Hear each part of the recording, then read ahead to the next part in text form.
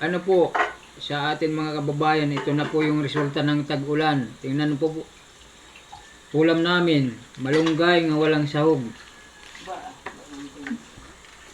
Kaya po sa atin po mga kababayan, lalo na po yung mga sangay ng gobyerno ng matataas, dapat po hindi tinutuunan yung mga away-away na yan. Yung mga pinakamatataas po ng gobyerno dapat po nagtutulungan, ay hindi na po nag-aaway-away. Dahil dapat tinutulungan kaming mahihirap. Hindi yung dahil sa hindi kayo magugutuman, nag-aaway-away kayo na wala namang kwenta.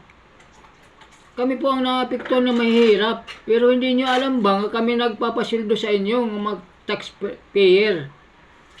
Sana po maintindihan nyo yung mga sinasabi namin yung mahihirap. Sana maunawaan nyo po.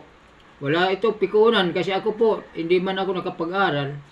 Pero naintindihan ko po ang batas. Dapat kung sino mamuno dyan, walang kontrahan. Sundan na lang ng mga kasunod.